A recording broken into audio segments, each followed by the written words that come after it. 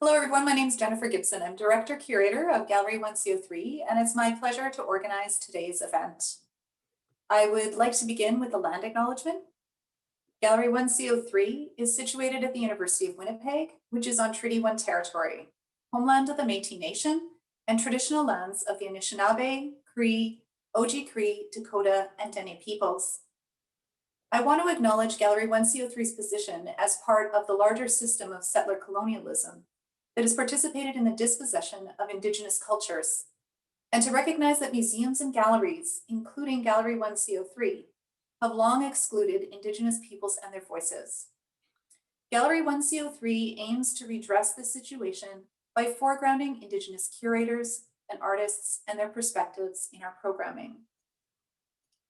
Welcome to South of Inuit Nunavut, an online conversation, which has been rescheduled from April of 2020. This event was originally planned to take place in conjunction with the traveling exhibition, Alatuk Aipali, Walking Both Sides of an Invisible Border, which was on view at Gallery 1CO3 from February 27th until March 13th of this year, before COVID hit. The exhibition was produced by Carleton University Art Gallery and curated by Sandra Dick, Heather Igloliukti, and Christine Lalonde. Alatuk Aipali lived from 1951 to 2007. He was born at Nuvukuk on Baffin Island, and he grew up in Iqaluit before moving to Ottawa in the late 1960s to attend high school. Over the next 4 decades, mostly spent in Ottawa, he worked as an artist, writer, editor, and cartoonist. He often described himself as, quote, living in 2 worlds, North and South, and his remarkable creative work reflects his lifelong struggle to reconcile these worlds. So today, exhibition co-curator Heather Igloliukti will moderate a public conversation with 3 urban Inuit women currently residing in Winnipeg about their experiences living and working outside of their homeland, Inuit Nunavut. Speakers include cultural advocate Nikki Kumaksi-Tiksak, architectural graduate student Nicole Luke, and curator-artist Jocelyn Pirinen. I want to express my gratitude to Dr. Heather Igloliukti for moderating today's event. And also I want to thank you, Nikki, Nicole, and Jocelyn, for your openness in participating and sharing your personal experiences. As well, I would like to note that this event has been made possible in part by funding from the Department of Canadian Heritage. We also appreciate promotional support from the Manitoba Inuit Association, Tunkasugit Inuit Resource Center, and the Winnipeg Art Gallery. This conversation is coordinated with Professor Serena Kashevji's curatorial practicum course, and it is presented as part of Culture Day's programming. I want everyone to note that today's conversation is being recorded, and I want to thank the University of Winnipeg Media Services Department for their technical expertise, as well as National Captioning of Canada for providing live captioning today. There will be an opportunity for the audience to submit questions to the speakers, and I ask that you use the Q&A button that you'll find at the bottom of your screen to do this. It's now my honor to introduce Dr. Heather Igloliukti, who is an Inuk from Nunatsiavut. Heather holds the Tier 1 University Research Chair in Circumpolar Indigenous Arts and is an Associate Professor in the Department of Art History at Concordia University in Montreal. Heather leads the Inuit Futures in Arts Leadership, the Pilimaksarnik Pijariaksarnik project, which aims to empower circumpolar Indigenous peoples to become leaders in the arts through training and mentorship opportunities. Heather has been a curator for 15 years and has been published by Duke University Press, Art Journal, Topia, Public, McGill Queen's University Press, Rackar, and the Canadian Journal of Cultural Studies, among others. She's co-chair of the Indigenous Advisory Circle of the Winnipeg Art Gallery and lead guest curator of Inua, the inaugural exhibition at the WAG's Inuit Art Center, which is scheduled to open early next year. So please join me in giving your attention to Heather and our panelists. Thank you. Unasakut, Dr. Heather Igloliukti Lunga. Thank you so much, Jennifer. You're just doing amazing on that. What a great introduction and excellent pronunciation work. I'm very impressed. I was just looking at myself in the mirror and trying to get my earrings nice and big for the talk today. I know everyone's got their bling on. I gave a talk last night and I was wearing these muskox earrings and they kept hooking into my sweater. So I was like, so I try to do these ones a little bit better today on our panel. So it's my pleasure to introduce all of my fellow panelists to all of you. And I'm just going to read their bios really quickly and then give them an opportunity to chat a little bit. And then we're going to get into what I think is going to be a really great conversation today. So Nikki Kamatsiotiksak is an Inuit woman from Chesterfield Inlet, Nunavut. She is a mother of 5 and is co-founder and acting executive director of Tungasugit Resource Center, which offers frontline services to assist Inuit in transitioning to life in the city. Though Winnipeg is now her home, Nikki has found the strength to preserve her Inukness living in the southern part of Canada. She demonstrates a passion for her cultural identity by teaching Inuit history and culture to others through throat singing and other musical performances, which she does. She often brings her family into those performances. They are amazing. Nikki has represented Manitoba and Inuit at the 1996 Atlanta Winter Summer Games and more recently at the 2015 Indigenous Music Awards in Winnipeg. She has recorded music with local Canadian talent, including the Weakerthans, Demetra Penner, and Moses Mays. Nikki truly believes that it is crucial that Inuit culture is remembered, recognized, and celebrated throughout all of Canada. Nicole Luke, who is here on my screen, I don't know where she is on your screen, is an urban Inuk who is passionate about culture and design. Born in Yellowknife, Northwest Territories, Nicole is originally from the Kibalik region of Nunavut, where her family still resides. She has lived in Winnipeg for the majority of her life and received a Bachelor of Environmental Design degree from the University of Manitoba in 2019. Nicole is currently pursuing her master's degree in the Faculty of Architecture and plans to graduate in the spring of 2021. She aspires to be one of the first Inuit architects. She is focused on the design realities communities face within rural and non-rural areas and believes the built environment is a key factor in socioeconomic agency. She is committed to Indigenous initiatives and the well-being as well as sustainable building practices. And I will also add that Nicole is, to my knowledge, the first ever Inuk exhibition designer. She is building the floor plan and built environment for the opening of Inua, which I've curated with 3 of my Inuit co-curator colleagues. And we are very excited for the opening of the Inuit Art Center. Our project manager is Jocelyn Parainen, who is an urban Inuk, originally from Iqaluit-Tiaq, Cambridge Bay, Nunavut, and currently working as the assistant curator at the Inuit Art at the Winnipeg Art Gallery. Their first full-time Inuk employee in a curatorial position. It's extremely exciting for her to be there. When not working as a curator, Jocelyn's educational background has focused on the arts, particularly film and media. Her current artistic practice primarily involves analog photography and film, mostly experimenting with Polaroids and Super 8 film. She has contributed to publications such as Canadian Art, Canadian Geographic, and Inuit Art Quarterly. She has also designed and developed various exhibitions, curatorial projects, screenings, and art festivals at a handful of galleries and artist-run centers, including SAW Video Association in Ottawa and the Art Gallery of Ontario in Toronto, among others. I saw Jocelyn's first show in Toronto. It was on pop art, Indigenous pop art, in Ottawa, sorry. And I think that you were maybe even still doing your undergraduate degree when you did that first exhibition, which was just awesome. And has led to a super exciting career in the arts for Jocelyn. So welcome everybody. I'm so excited to get to talk to you today. So the little bit of the background on the idea of the talk for South of Nunangat is that the artist that is a part of the exhibition that I've curated with my colleagues, Sandra Dick and Christine Lalonde on Alatu Aipoli's work, he was an artist who made a lot of work, largely worked in the graphic arts. He was also an editor and a cartoonist and I believe one of the earliest editors for Inuktitut magazine, and also dabbled in politics, was involved in all kinds of different things.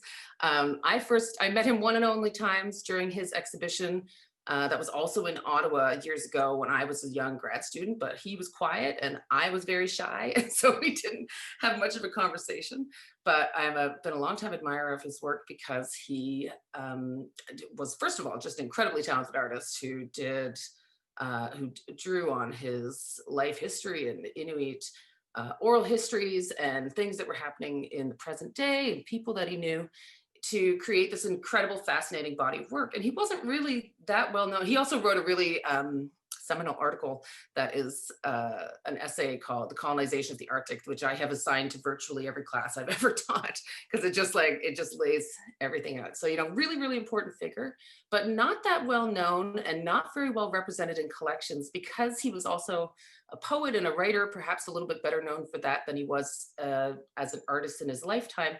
And he also had a lot of private collectors, but didn't really sell to exhibitions the same way. So he's not as well known as a visual artist. And in fact, my colleague Sandra had to do a lot of work to kind of pull together the works for the exhibition by doing kind of public call outs, asking people if they had an Ipoli in their homes. So she was on the radio and had to do a lot of kind of digging to find these sorts of things. And of course, there's probably lots of artists who have had a similar kind of a trajectory, who are incredibly prolific, but we don't know them as well as we know some other people who are maybe more connected to different systems and so on.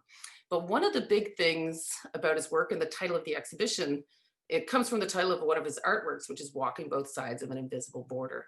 And I thought we could start first. I'll ask you to just talk a little bit about, you all live in Winnipeg. I'm here in an Airbnb. I'm visiting from Montreal because I'm here working on the opening of the Inuit Arts Center. But you all have made Winnipeg your home, either temporarily or full-time. I think you might all be maybe long-termers now. So I thought you could talk a little bit, introduce yourselves, but then also talk about how it is that you got to Winnipeg and what it is that you do here. So Nikki, can we start with you? Everybody remember to mute and unmute yourselves. Hi, everyone. Well, I want to first of all thank you, Heather, for asking me to be a part of this discussion. I'm super excited to be here and to be on a panel with Nicole and Jocelyn as well. So my name is Nikki Kumaksiutiksak. As most of you are aware, I'm originally from Chesterfield in Nunavut, but Winnipeg is my home and has been for, I'm going to age myself here, for about 30 years. And so I came to Winnipeg when I was about 6 years old. And the reason why I came here is because my mother is a product of the residential school system. And as we are all aware, a lot of our parents who were a part of that system had a really hard time parenting. So because of that, my mom thought that bringing me to Winnipeg, where her sister lived, would be a better opportunity for me for education and to kind of, succeed in life and so on and so forth. So I was about 6 when I moved here. I didn't know a word of English, and I went straight into grade 2, I believe it was, and just kind of, learned English from school and just meeting other people. And when I was about 8 years old, my aunt, I lived with 3 other cousins who were my first cousins, and she really didn't want us to lose our language, our culture. She wanted us to remember where we came from. And so one of the ways in which me and my cousins did that was by throat singing and singing in Inuktitut, in our language. And so when I was 9, that's when life drastically changed. I was traveling all over the world with my cousins. We were making albums. We were throat singing everywhere, every festival, every powwow, everything all across Canada. And then we made it to Atlanta, Georgia in 1996. I was about 11 years old. So that was such a neat experience.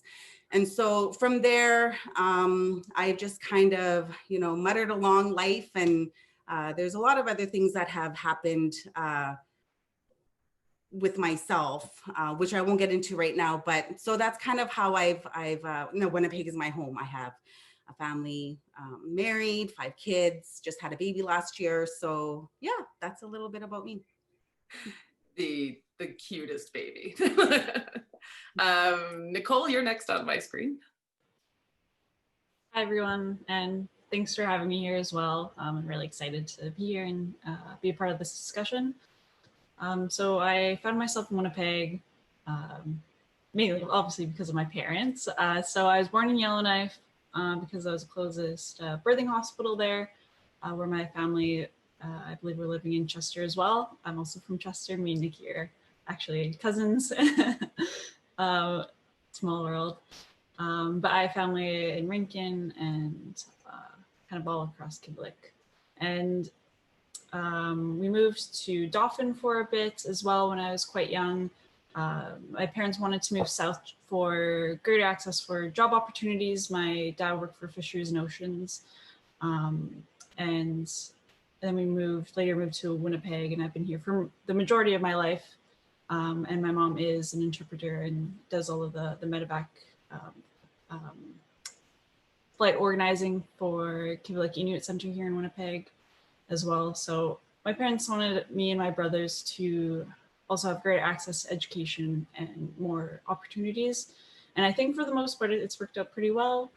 But yeah, I've always found that growing up in Winnipeg, it was very isolating in a sense, because I do have a lot of friends who are First Nation. We're on treaty land, and we're also on Métis land as well. So I found it always isolating in the sense that it was very uncommon to meet other Inuit unless they were your relatives down south for a bit. But nonetheless, I still call Winnipeg my home. A lot of people have said to me here, they're like, you must be loving being in Winnipeg. It's so cold there. And I'm like, it's not the same. We don't, just because we're Inuit doesn't mean that we like love a cold Winnipeg winter. But anyway, I know it's like, it's kind of, you made it your home. Jocelyn is the most recent arrivant to Winnipeg. Jocelyn, do you want to talk a little bit about how you ended up in Winnipeg?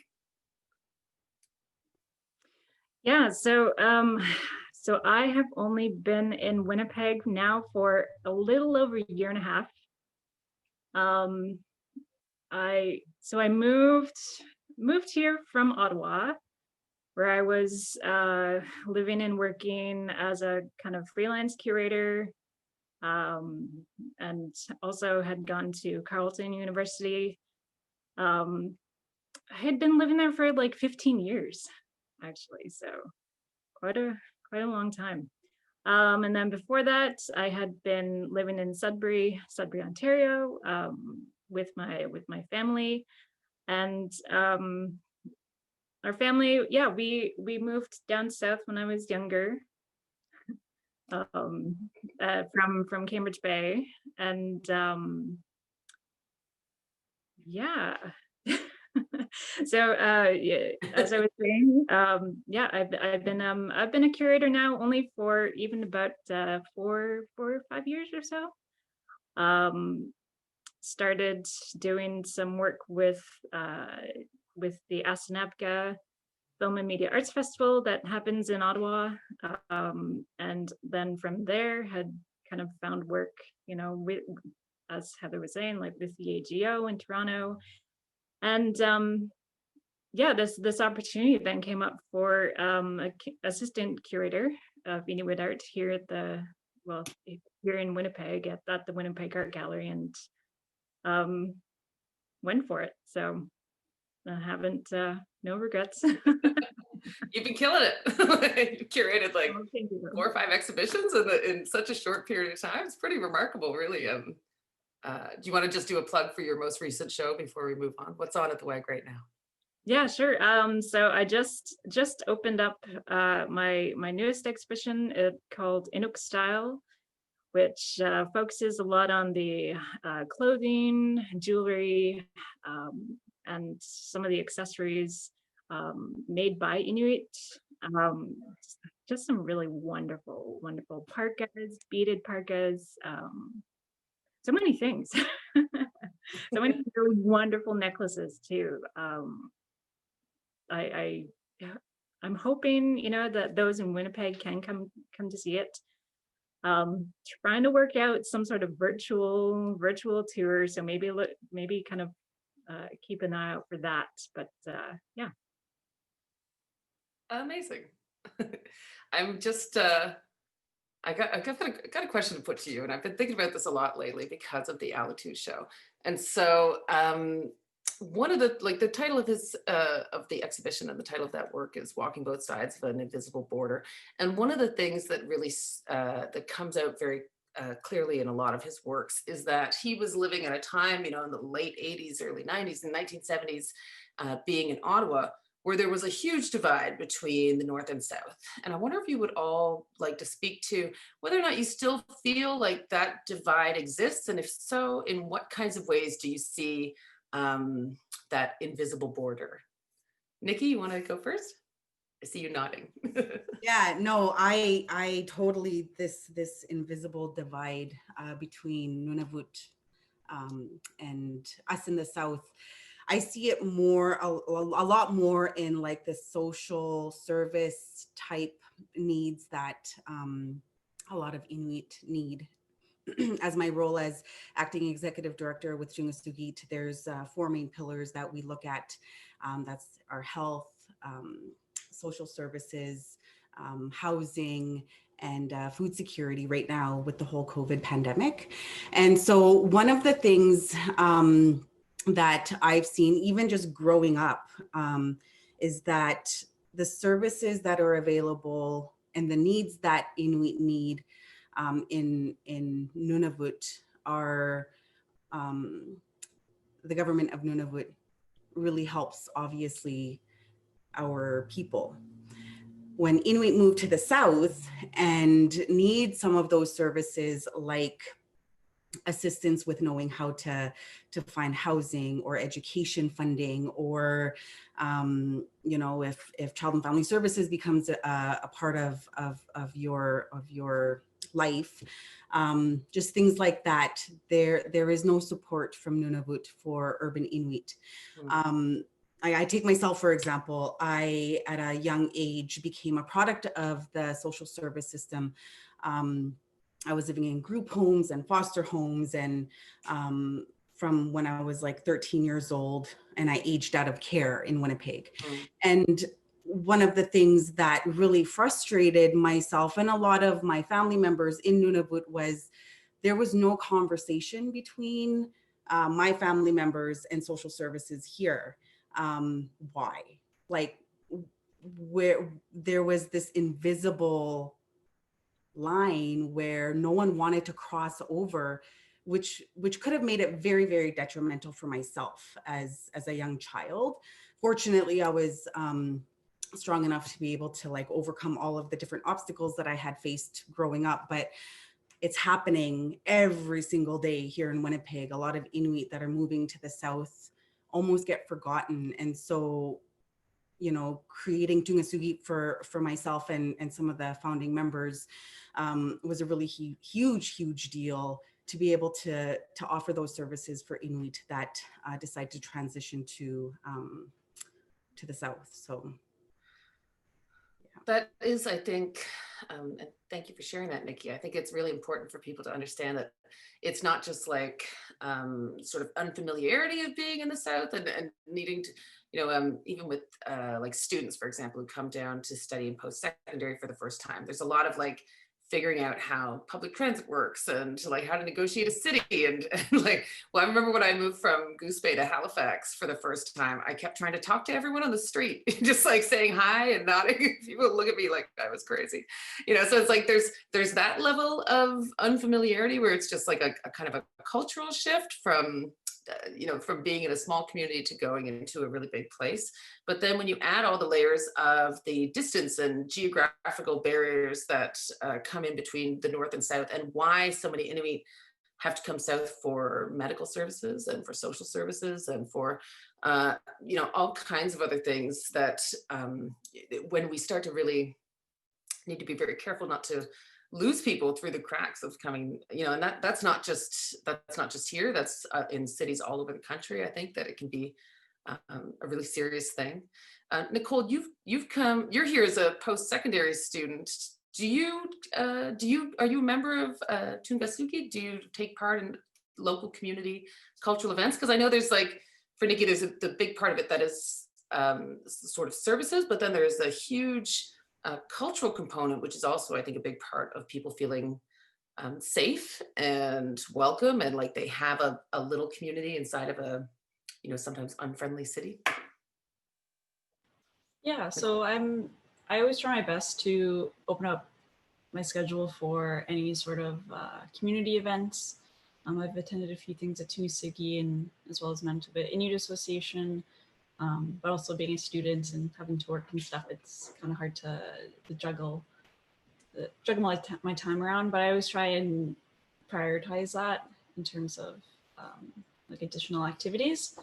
But in terms of the like invisible border and stuff between South and North, maybe it's just because like my design background, I've always noticed it's always grouped in towards like in one sense Inuit are put towards like a pan-indigeneity, and whenever I've been asked to be a part of like even design discussions for space or building, it seems that it's very generalized and just putting on like an Inukshuk and in that sense, like that covers it all. And but I don't think a lot of people understand or have been exposed to like the richness of Inuit culture and how vast it is and how many regions there are and dialects. And I think that like I'm hoping that could be in the future emphasized a bit more.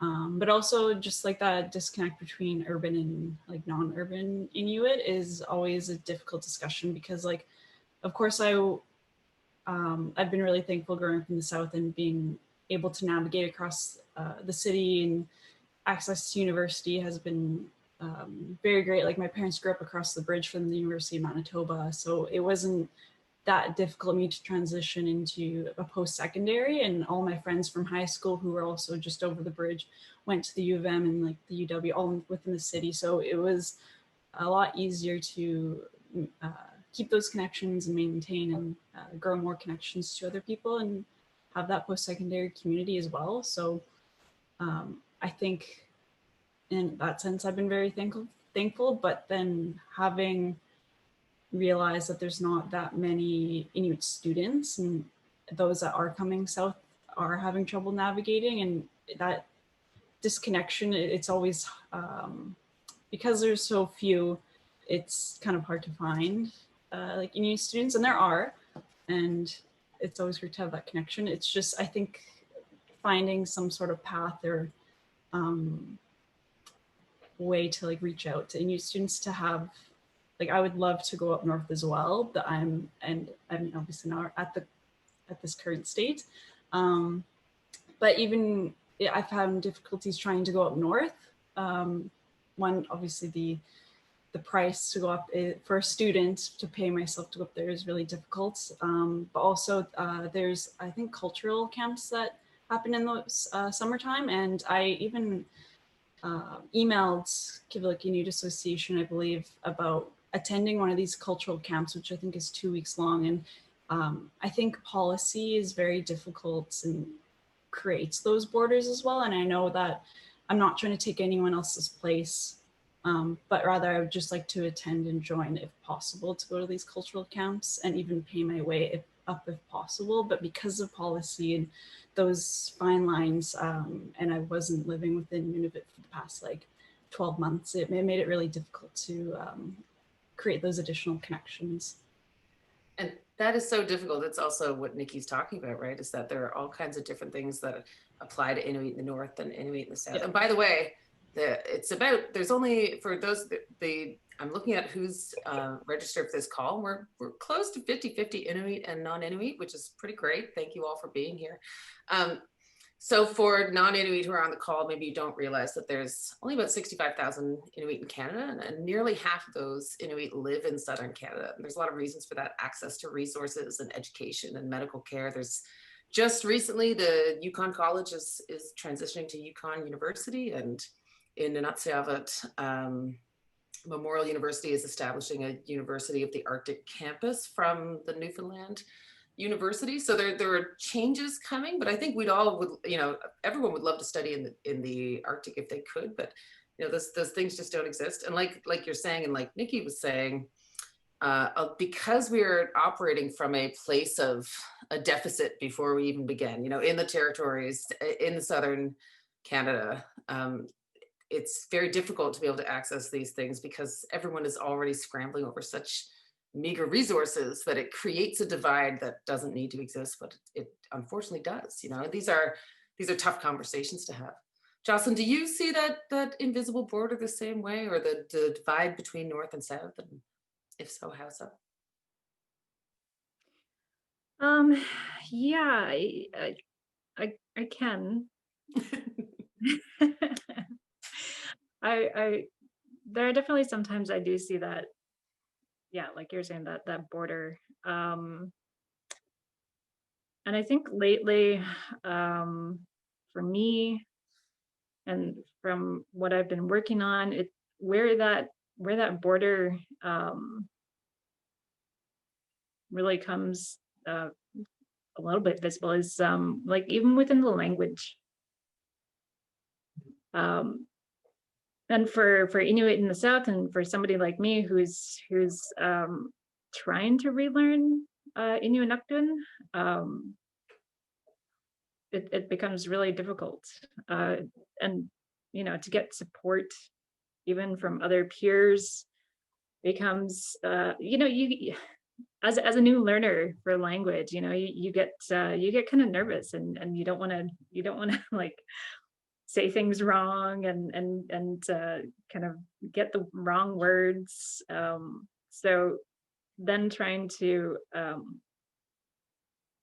teach yourself the Inuktitut language, and even specifically your own dialects too, becomes a lot more difficult. Whereas if you were living back up north, back in your home community, you would be able to hear that from everybody around you. So it's totally something that here in the South, you got to kind of, again, create that community. So thankfully too, with like something like Tungusugit or the Manitoba Inuit Association, those kind of smaller communities are so important in maintaining that connection.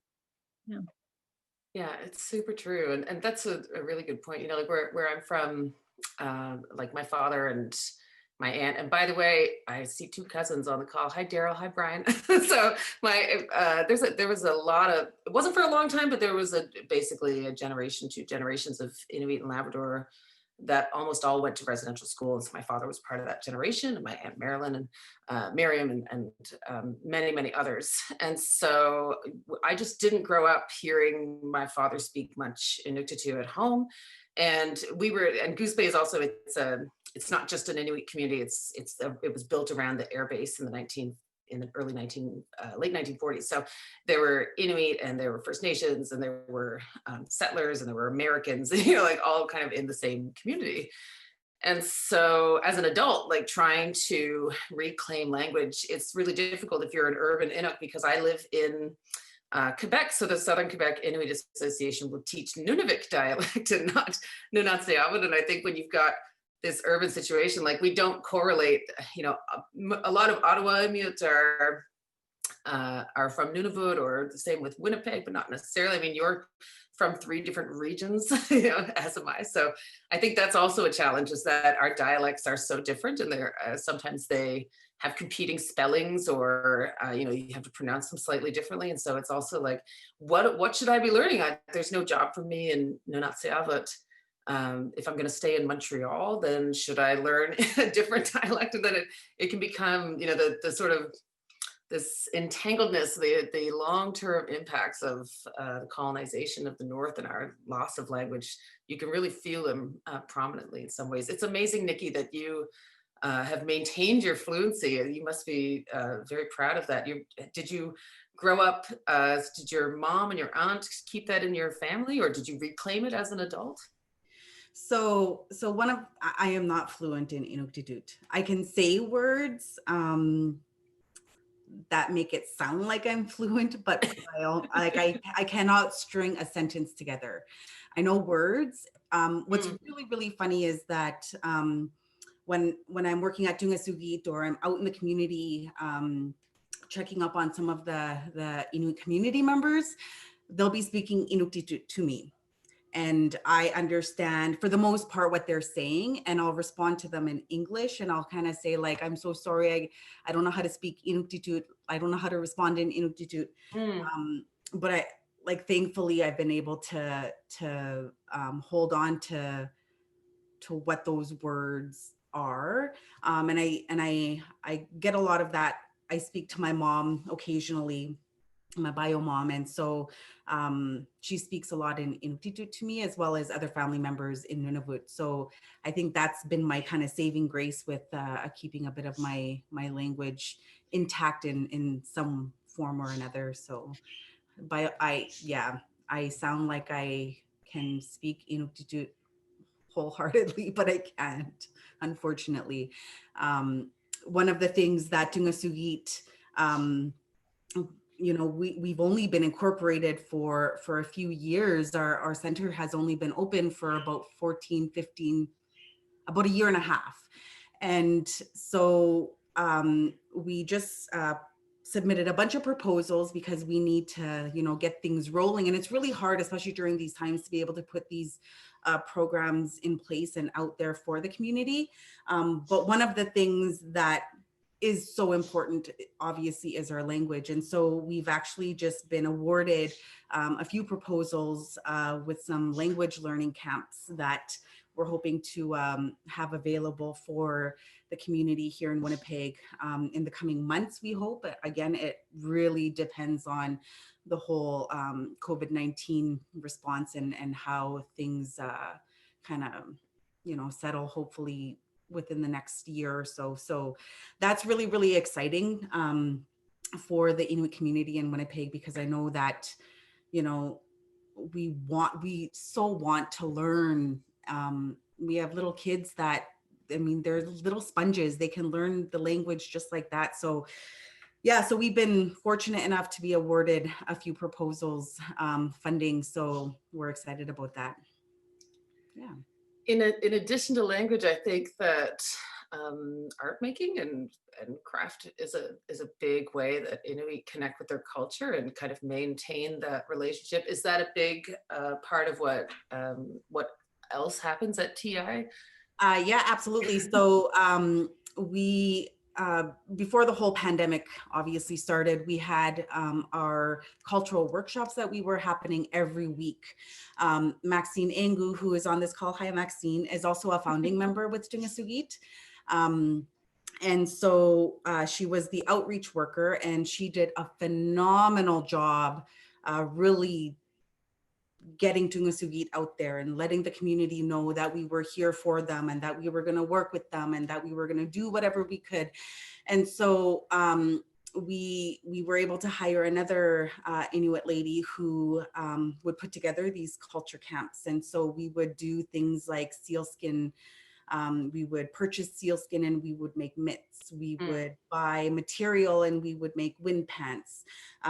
We had a fellow come from Arvet and taught us how to make ulus, and those an ulu is an Inuit knife.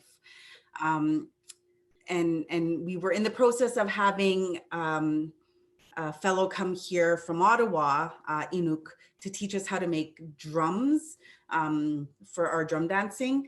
And it was right smack dab the day that our borders were all closing. And so that didn't happen, unfortunately, but he's on standby for when we're able to deliver those services again. But yeah, so those were some of the things that we have done as well.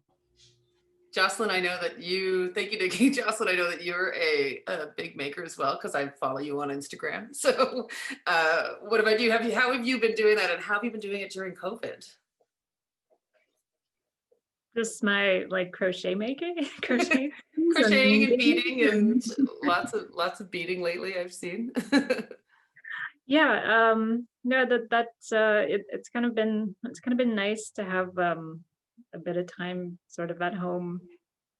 Yeah, during the lockdown and everything, I was kind of crocheting like crazy, and I think that to me is is pretty important to have too. since I've taught myself actually how to make nesaks. So the kind of like pang hat style. Amazing. Yeah, so something like that is super important to have, and then yeah, to have it you know, maybe I'll come teach a crochet course over at Reading. I would love to. But again, yeah, just having that. I think for me, it's just having that outlet, just that something extra to create something. Yeah, it's important. Thank you. Nicole, I know you're an architect and I know that you're bringing cultural practice into your work all the time. Do you have an artistic practice as well, or could you talk a little bit about your architectural practice because I know it is very much creative practice for you, of course. Yeah, for sure. First off, Nikki, I'm really excited for any of the Inuktitut courses. I noticed the announcement on Facebook, so I got my pocket Inuktitut on standby for that. So yeah, in terms of like architecture and stuff, I'm elbow deep in my thesis right now, my final year in master's, which is really exciting because every year in our studio we get to go on a class trip. It's called Field Studies, but it's really just a big, each studio group, which is about 15 or so people, including our professors, we go on a trip basically wherever our profs decide in terms of like the theme of our studio. So I've been really thankful that I've been able to go on some really significant trips. Obviously not this year, but like in previous years. And this year, because it is my final year and my thesis year, I'm able to choose my studio topic and what I want to research and what I really want to. This is my last little piece in post-secondary. So for my thesis, I've been around the world to these places, but what I want to do is kind of come back home and learn more about my like ancestral past and my Inuit heritage. So I've been researching a lot about just Inuit culture and taking back on any significant like readings and stuff in terms of Arctic communities. And I've been really interested in like social agency and how like the built environments like sustains communities, and how I think the Arctic community will be needing, it needs agency. If you think about it, like it's Heather, you mentioned that your community was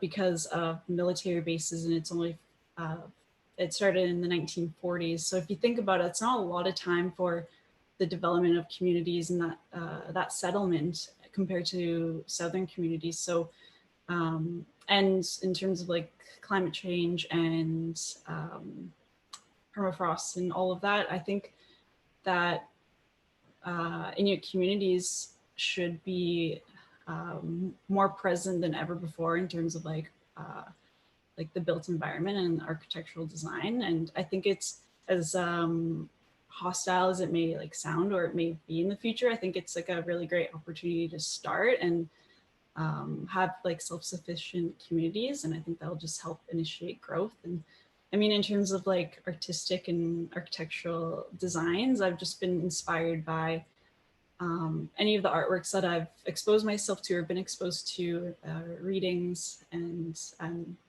also trying to be like a sponge and just trying to get as much inspiration as possible from all the artists around me. I think that's lovely. I think it's really important to think about it in those terms as like, not that we are always, you know, about in a state of loss or that we're losing something, but, you know, I've read this great, it's probably just a meme, but like quote that it's like, you know, what if we're the last generation to not fully have our language instead of instead of it being something that's disappearing, something that's just about to come back. And just like, you know, what if we could think about not being in like, can we imagine a future where we don't have a housing crisis in the Arctic, but that we have something better than what is currently there for everyone, you know, that we can think past just building the same kind of apartment buildings and little houses into like really imagining a different kind of architectural future for the Arctic in general. But what's really critical about that is that Inuit need to be involved in that. And until now, there's been, like with all aspects of everything, it's been, people coming up from the South who, and who are not doing consultation, who are like presuming to know what the right thing is and then creating solutions without really looking to Inuit to be the leaders in that. And so I think in all areas of that kind of research, that's what we really need to see is Inuit leading, because they have the knowledge base and experience and the deep understanding of the histories that come before that, and the insights around the environment and knowledge and animals and everything else that is required to really understand and therefore put forward and advance what's happening in the Arctic, right? And so I think that there's so much potential. There's just this amazing generation of Inuit and Inuvialuit who are coming up to take over the world and take back what they tried to take from us. So I think that that's really beautiful, and I see a lot of potential in that. As I move into my sort of last question, I want to invite anyone who's watching, if they want to put a question up in the Q&A, we might be able to get to them in our last 15 minutes or so of this presentation. So you're welcome to put that in. It's at the bottom of your screen there. Use the Q&A, not the chat, please, to pose any questions to the group. But that kind of leads really well to my last question is, from your respective fields, as a curator, architect, and TI working in sort of community, what would you like to see in the near and distant future? Where do you see things going for your respective fields? I'll start with Jocelyn. I did the old flipperoo there. Well, as obviously as a curator, I would love to see more Inuit curators. But I think I think even more filmmakers, younger filmmakers, as well. I know that there are many wonderful Inuit filmmakers now, but just to see a whole lot more would be amazing. Because with our history of storytelling, it's always an oral kind of tradition. So filmmaking is interesting that way. Is that it can be both oral and visual. So it's just like a perfect combination. So yeah, that'd be amazing for me to see. I agree. I would love to see. I think the potential in film is like we have this amazing cohort of directors and producers right now. And I just think about how great would it be to have more Inuit editors and more Inuit sound designers and more Inuit, color timing experts, because it'll be people who sort of understand. I think it's our friend Alethea who tells a story about they were doing Foley for one of her films and it was someone walking on snow.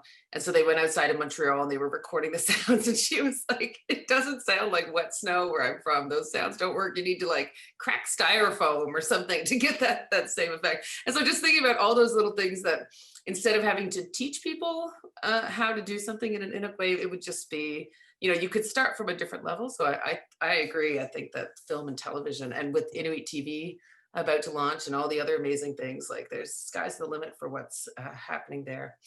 Nicole, what about you? What do you see? You already talked a little bit about what you see, but like, what are you hoping? I hope for a lot of things. I think the future is really charged already, and I mean, if it wasn't for me coming down south, I don't think I would have been exposed to this this path that I'm on. So I think now I'm hoping greater exposure for the north, and there already is, and you can already see that with the new universities being implemented. And I can see like Inuit lawyers and Inuit designers and Inuit scientists. So I think the possibilities are becoming endless now. So I'm really excited in that sense. Thank you. And Nikki? Where do I start? I was just going over some of the Q&A here. So I think I'll speak to first what I hope to see. So I think it's super duper important that we have more Inuit advocates that are able to work for Inuit and bridge those gaps so that Inuit are able to understand how to, you know, maybe get into architect or how to become a curator or how to anything really. I think that's it's super important that Nunavut, Nunatsiavut, all across the north and south, Inuit organizations learn to work together. We are all Inuk. We're all Inuit, so we should be able to work together and find solutions to be able to help our people. I think that's so important. We're doing the same work. Why not work together? It doesn't necessarily mean that you need to, you know, give money, because usually funding is a really big part in that. But even just having discussions, I think, is so important. One of the questions I saw was there's a lot of there's been a lot of instances where you see Indigenous organizations, any Indigenous or Inuit organizations being led by non-Indigenous or non-Inuit. And that's always been a really big thing for me to change. And I'm hoping to change in Winnipeg. I can only speak for Winnipeg because this is where I'm from. And so one of the ways in which I see us doing that is being able to voice who we are, where we come from, our values, our customs, our culture is who we are. So we are the only ones that can lead that. We are our little ones are watching who we are. My children are watching who the work that I'm doing. My children are important. Children are important. They see and they are, like I said, they're sponges. So we need to be able to you know, teach them that we have our own voice and we have our own way of doing things and we understand each other. And we can't have another culture or another people doing the work that belongs to us. So that's what I see. Yeah, I think that Inuit leading Inuit organizations is the way it's supposed to be. Yeah, I think that's where I'll end it. I totally agree. I think that, well, as you know, I direct a project called Inuit Futures and Arts Leadership.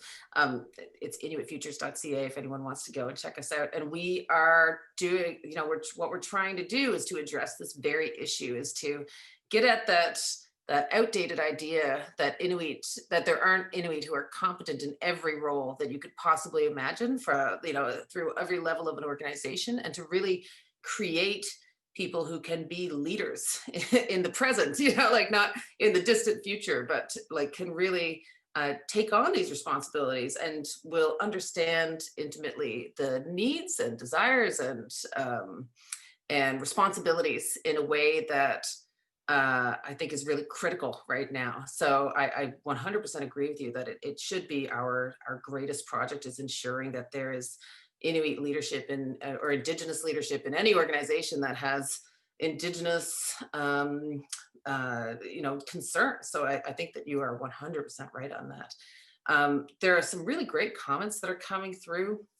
I just want to, as we're getting close to the end, I want to say what Eric Anouilh has mentioned in the comment here. He's talking about that they've had that they're working with youth with the Arviat Film Society, and they've seen a few youth having mixed results going south to pursue college, especially when I don't think any of us are really in that situation because we all might have moved south before we were university students.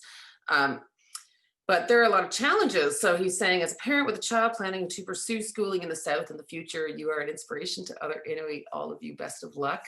And he says, thank you. But I think that we all probably know people who have left the North and come South for university. I myself, when I was applying for university and moving out of Labrador for the first time, I applied too late for funding the first year, and then I received the funding afterwards because so many students would like leave the coast and go to university and then drop out in the first couple of weeks of school because, you know, there's the towns in Nunatsiavut are 100 people, 200, 300, you know, 1,500 people at most. And then you go to a campus and the college campus has 10,000 people, like let alone that you're in this major city, and how overwhelming and how much of a culture shock that would be. So that for me was, you know, 20 years ago, but I think it's still something that happens today, that it's a real challenge to totally change the kind of culture of your life, and it can be really overwhelming. So if you had to recommend any kind of supports for people who are moving to the South for the first time, like what kind of advice might you have for other Inuit and Inuvialuit? If you have advice. Well, I was actually just going to mention, you know, like having a school like Nunavut Siviniksivut, you know, in Ottawa, or the Montreal equivalent now, the Nunavut. Nunavik, same thing. Yeah. Having that kind of school programming is amazing for Inuit, because then it's kind of like an in-between, you know, after kind of like high school or elementary school. Well, no, not elementary school, sorry. High school, kind of that go between, you know, to kind of prep students then for you know, even going into post-secondary school. Yeah, I just wanted to mention that. I think they're doing a really wonderful job, and I know I've been following them and seeing like how many students come out of their program like each year. It's just amazing, and yeah. I wish it had been around when I was a student. I would have loved to have done something like Nunavut Siviniksivut, and I know that they've made a few exceptions and allowed in students from the other regions, which is also super amazing because it's funded by Nunavut. So like to make a space for Nunatsiavut students is just an amazing, generous thing. And like Nikki was saying earlier, I think, you know, like, why do we need to have individual ones, or could we find a way to bring those together so that we are supporting the maximum number of Inuit? You know, I think that what you're saying is incredibly true. Someone had in the comments had said, hold on, before I jump in, I'll just say, Nicole or Nikki, do you want to address the same question as Jocelyn? Advice for students or supports that help? Sure, I'll just say a quick comment. As a current graduate student. Yeah. It doesn't matter like necessarily if you're coming south or in general. I think the first year courses are the worst.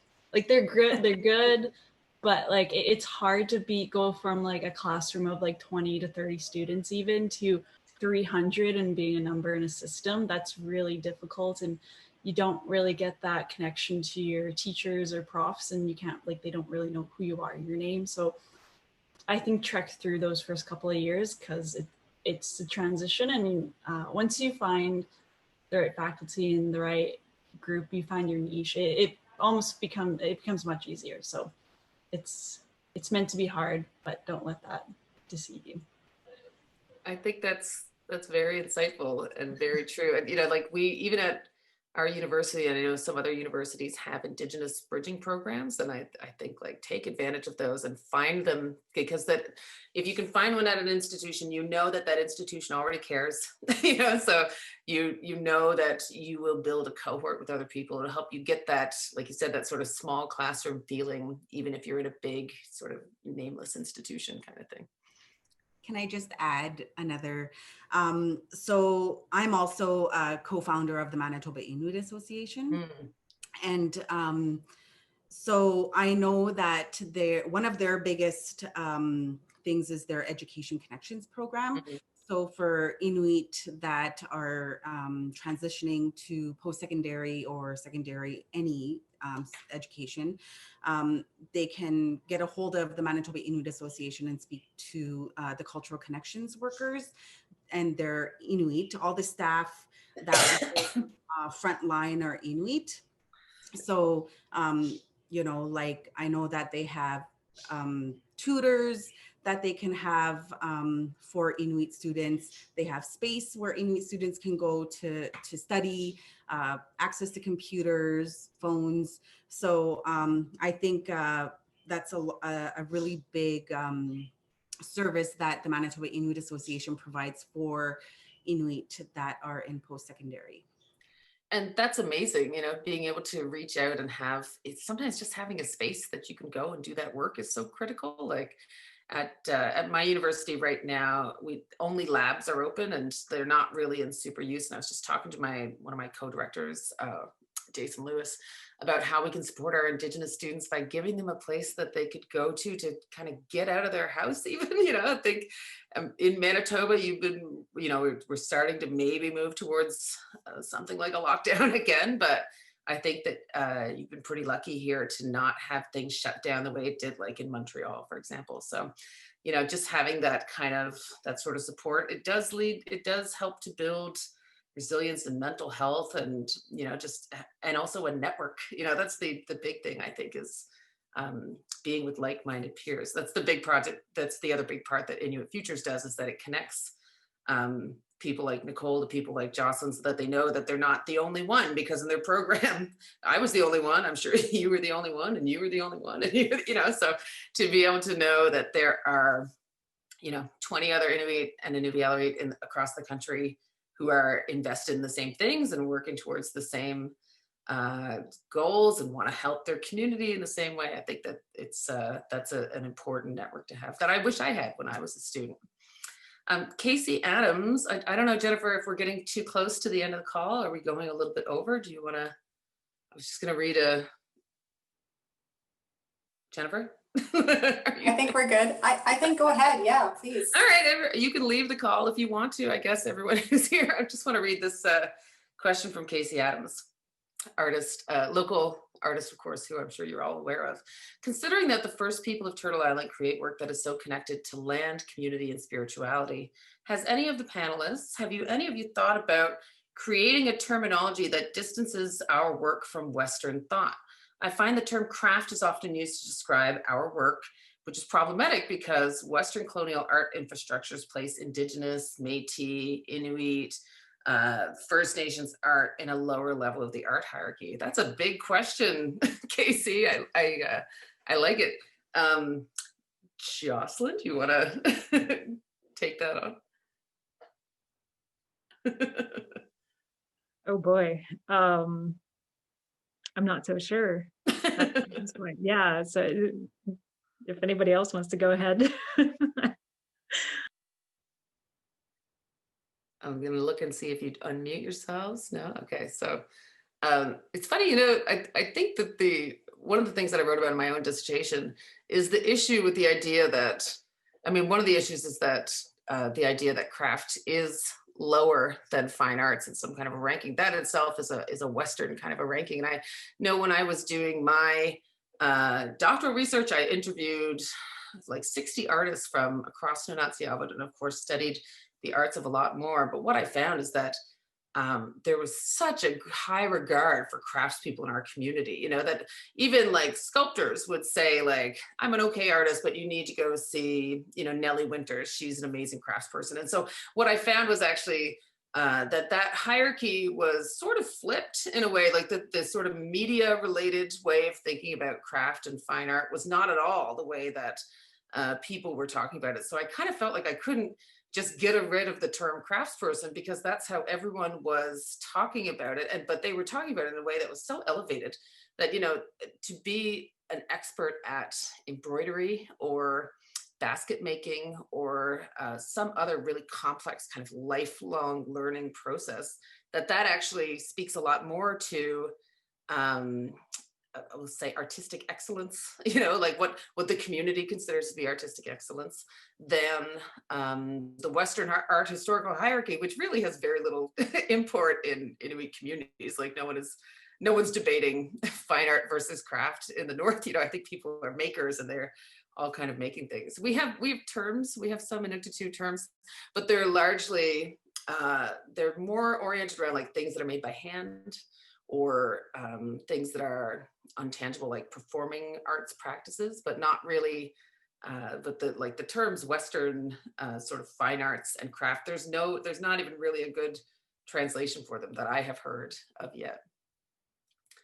Certainly, we're all sort of spitting exhibition catalog titles on the same kind of, riffing off the same kind of, you know, Senagvate or other terms like that. There are, Jennifer, did you want to jump in? Hold on, I'm just looking at There's quite a few questions. I don't know if we'll be able to get to all of them. Sure. We're also kind of running towards the end of our time. Actually, we've gone over a little bit. There is a question I'd like to answer here from Aurora Berry, or like to Absolutely. share with the group. Hi, my name is Aurora. I'm a Nunavut from Inuvik. I was adopted by the decision of my Nanook by non-Indigenous parents. I currently live in Calgary, and I find it difficult to find resources for Inuit in Calgary. I find myself reaching out to other communities such as Treaty 7, other provincial and other city resources to gain access to more Inuit community. I have been able to meet and visit with my birth mother and will continue to do so. I want to thank you all for your discussion. I also experience these problems and situations despite not being raised with Inuit parents. I think that's a really important point to raise, and to note that, you know, we have the Tungasugit network in major cities, or some other form of like urban Inuit associations like the Southern Quebec Inuit Association or Toronto Inuit. There's, of course, the longstanding one in Ottawa, which has a huge Inuit population.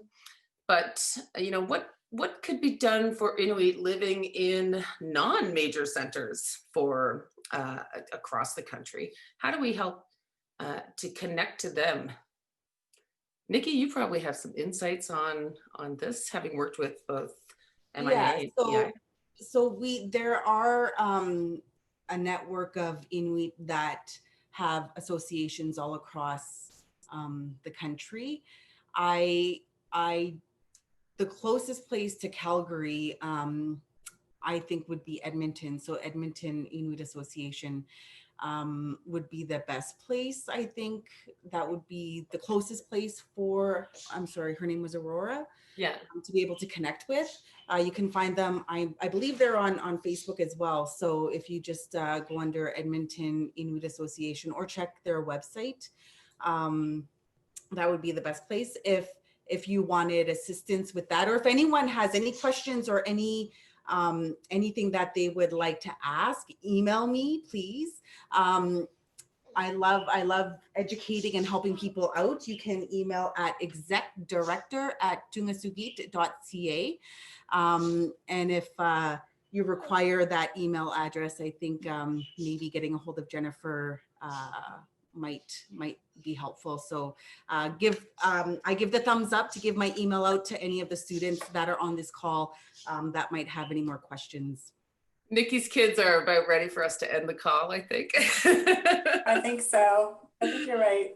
This has been there. We didn't get to everyone's questions, but I want to thank everyone who commented and sent in questions and comments. There's a lot of questions around curatorial practice, which is not maybe specific for this, but let me just say that I promise you that Jocelyn and I and my co-curators, Krista Uliuk-Zawadsky and Asiniak and Kablusiak and other will definitely be having focused conversations on curatorial practice with artists in the lead up to the Winnipeg Art Gallery. So save those questions and find us again when we do that series. We are planning a series of Zoom webinars because that's the flavor of 2020. So I promise that we will get to those.